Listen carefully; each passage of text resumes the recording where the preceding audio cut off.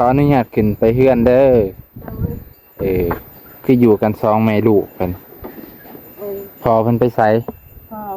ไปเฮ็ดงาน ไปเฮ็ดงานโอ้บ่ฮักตินี่เนาะบ่ป้าดต่อไปเพิ่นน่ะน้องของเพื่อนของน้องเพิ่นอืมเถอะเอ้าก่อนอื่นกะอันนี้เด้อสบายดีเด้อเนาะโดยสบายดีโอ้มีแมวให้พร้อมมันนี่น้องชื่อหยังชื่อแก้วน้องแก้วโดยเขาอายุเห็นเพิ่นแนะนำมาแล้วว่าไปถ่ายน้องแก้วแน่เพิ่นก็ถือว่าเพิ่นก็บ่มีที่พึ่งที่อาศัยว่าซั่นเถาะเรื่องเขาเรื่องน้ำนี่แหละเพิ่นว่าสัมผัสน้องแก้วเนาะน้องแก้วเพิ่นก็ถือว่าอยู่สามแม่ลูกนั่นแหละ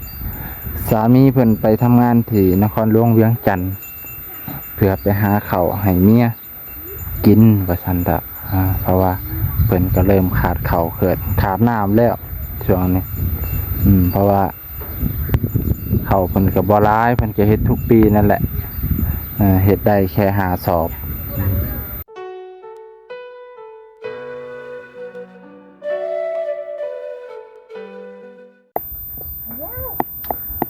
สบายดีพ่อแม่พี่น้องเบิดสุคนที่เคารพเส้นเก่าเส้นเคยยินดีต้อนรับเข้าสู่ช่องบ่าวนงมื้อนี้บ่าวนงมาหาเคสใหม่พ่อแม่พี่น้องเนาะซึ่งก็ยังบ่มีหลายคนมาถ่ายพ่อแม่พี่น้องยังบ่ฮู้เรื่องราวของชีวิตหลังนี้พ่อแม่พี่น้องแต่ก็มีผู้แนะนำมาให้มาถ่ายให้แน่มื้อเทื่อเพิ่นมีบุญมีวาสนานำเพิ่นเนาะเดี๋ยวไปฟังชีวิตของครอบครัวเพิ่นไปพี่น้องเนาะก็ถือว่าบ่าวนงก็มาเป็นครั้งแรกไปพี่น้องก็มาเป็นเทื่อทำอิฐทำอ้อเลยพี่น้องก็เบิ่งตามสภาพเพื่อนน้องเพิ่นก็ป้าตอถือว่าสุดโทรมไปพี่น้องฟ้ากับเป็นฟ้าไม่เหี้ยเป็นฟ้านั่นไม่กระตาดพี่น้องเก่าไปแล้วนี่ป้าตอดีแต่สังกะสีไปพี่น้องสังกะสีเป็นไข่แน่ว่าซั่นโอ้ตัวไปพี่น้องนี่ก็มากัน2 คนสบายดีโดยมากับบ่าวบางซะแล้วไปเป็นเนาะก็เลยมาแวเบิ่งกับหลายคนแนะนำมาจะเพิ่นอยู่เหินอีสานจักบ่นะโดยเห็นแบบอยู่ไปสิอยู่แต่เมียบ่จักเดี๋ยวสิพาเบิ่งอ้อมๆไปพี่น้องหมู่บ้านนี่ก็สิเป็นแบบนี้ไปพี่น้องสิทุกบ้านทุกหลังคาก็ใหญ่เบิดสู่หลังมีแต่รังเพิ่นนี่แหละน้อยๆไปพี่น้องอันนี้ก็เราเข้าได้ไปพี่น้องบ่แม่นเฮือนตัวมีแต่เฮือนรังเพิ่นท้ายหมู่บ้านได้ไปพี่น้องติดหน้าว่าซั่นล่ะป้าเนาะชีวิตของน้องเพิ่นก็สิว่าน้องตัวนี่แหละกะหลายคนแนะนำมาได้พี่น้องเพิ่นแนะนำให้มาถ่ายโอเคพี่น้องได้สิไปถามข่าวของน้องเพิ่นที่สิเป็นน้องแหละเพราะว่าเพิ่นสิอายุน้อยเบิ่งสิขออนุญาตขึ้นไปเฮือนเด้อคืออยู่กัน2แม่ลูกเพิ่นพอเพิ่นไปไสพอไปเฮ็ดงานโอ้บ่ฮักตินี่เนาะบ่ป้าดต่อไปพี่น้องน้องของเพื่อนของน้องเพิ่นเถอะอันนี้ก็คือโสมเพื่อนของน้องเพิ่นเลยพี่น้องเพื่อนครัวเขาอยู่ทางนอก ทางในก็เป็นบ่อนอยู่บ่อนนอนของเพิ่น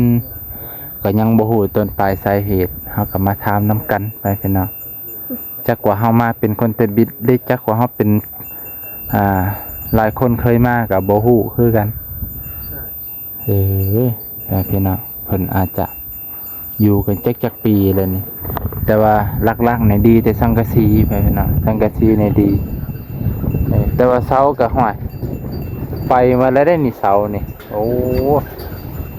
เสานี่พังมาแล้วมอดกินมาแล้ว โด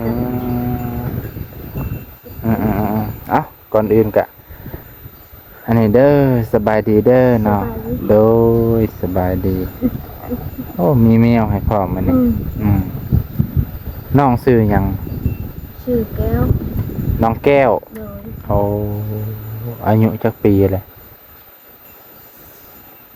สาวหก สาวคกเนาะเด้อ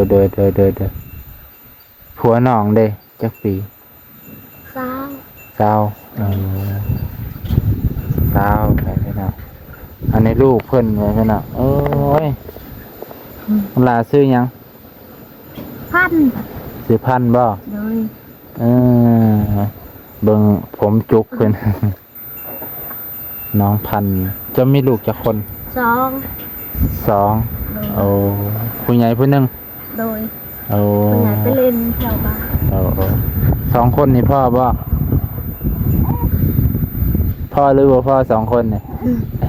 ได้3 คน โอ้ในใจยังได้สามคนพ่อ โดยมีที่ผู้ชายอีกแล้วผู้นี้ อ๋อเด้อ แล้วมันเรียก ห้ามบ่ให้เด้อมันสิเงียบเด้อ ไอ้ยะไอ้ยะ อย่ากินนมละเอาให้เพิ่นกิน ไอ้ยะ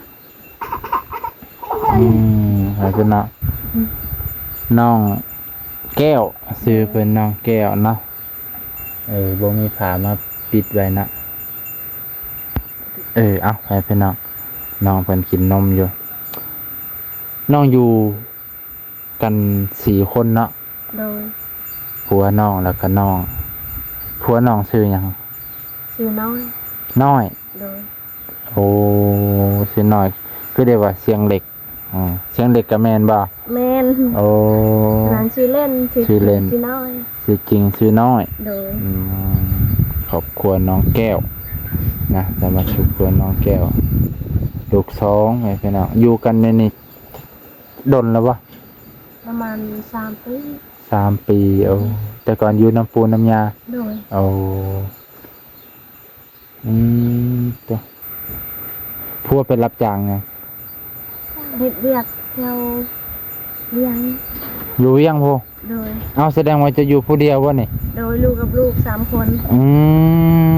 ตัวพ่อแม่พี่น้อง ไปหาเงินซื้อข้าวหน่อยล่ะ ไปหาเงินซื้อข้าวให้ลูก ให้เมียกิน เด้ออย่าลูกตกกับพ่อพูดได้นี่บ่ตกหรอกตีเนาะ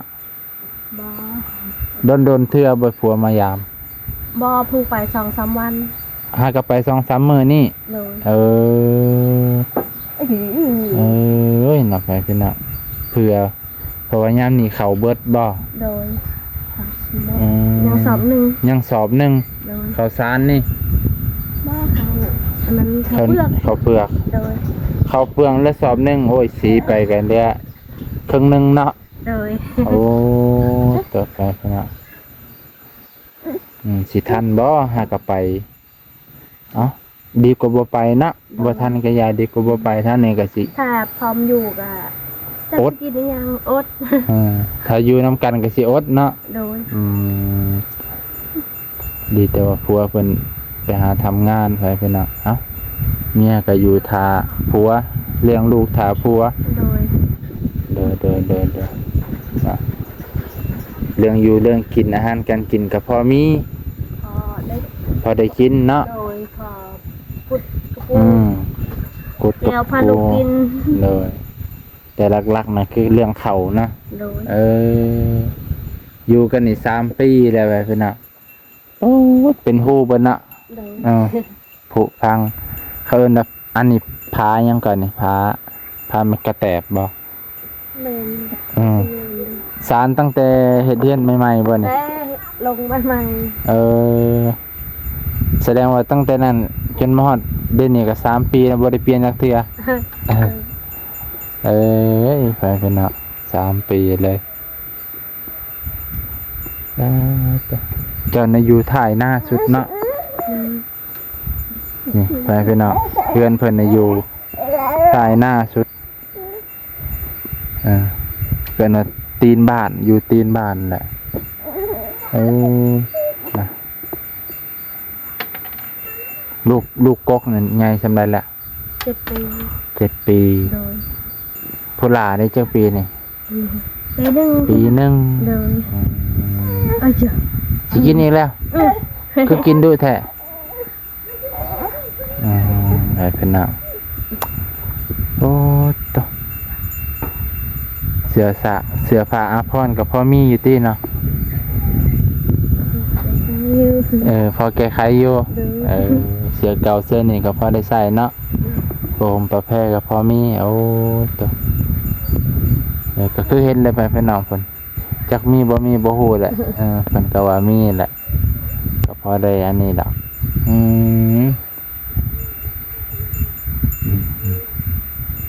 ก็คือเห็นเพิ่นแนะนำมาแต่ว่า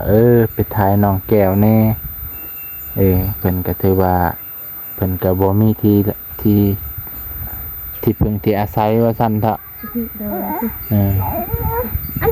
เรื่องเขาเรื่องน้ำนี่แหละเพิ่นว่าต่อกินทางนั้นบ่แซ่บมากินทางนี้น้องยังก็น้องพัดน้องพัด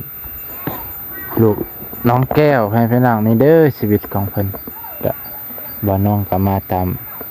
เพิ่นบอกแนะนำว่ามาถ่ายให้น้องเพิ่นแน่มึงเถื่อเพิ่นมีผู้เมตตาซื้อข้าวซื้อน้ำให้เพิ่นกินที่รักๆเพิ่นก็บ่มีข้าวอะเนาะ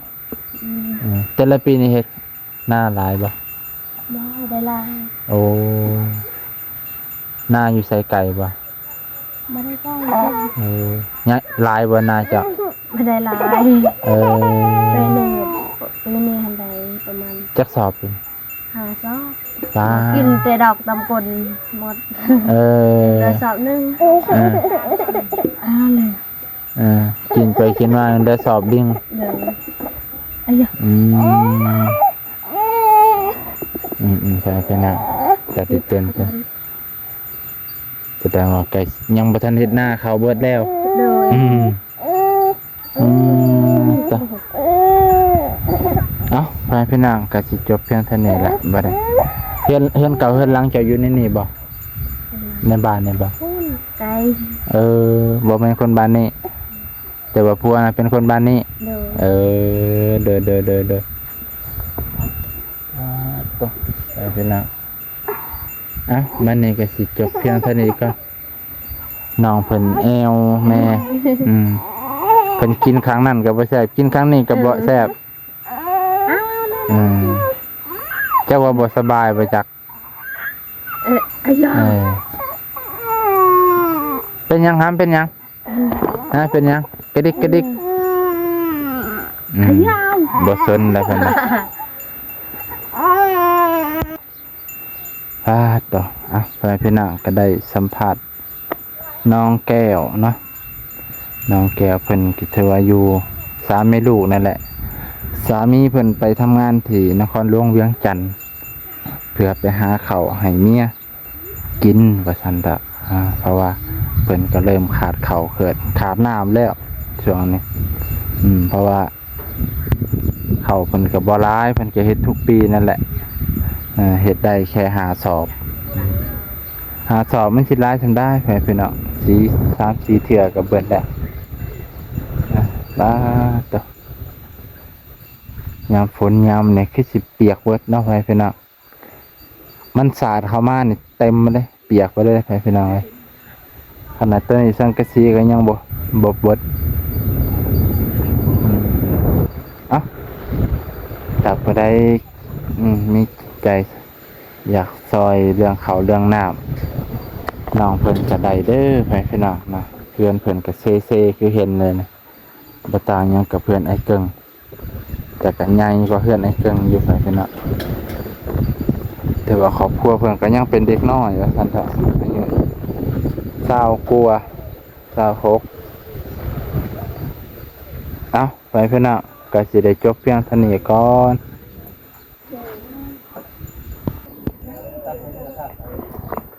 เอ้าไปพี่น้องวันนี้ก็สิได้จบเพียงเท่านี้ก่อนเด้อพ่อแม่ลุงป้าบ่สุขุสุขคนที่เคารพเช่นเก่าเช่นเคยเนาะแต่ว่าเฮือนน้องแก้วเป็นเขตใหม่ที่บ่าวนงมาถ่าย เป็นจังไดก็อยากซอยเรื่องน้ำเรื่องเขาก็สามารถติดต่อหาบ่าวนงก็อยากยินดีเป็นสะพานบุญให้เด้อไปพี่น้องเนาะ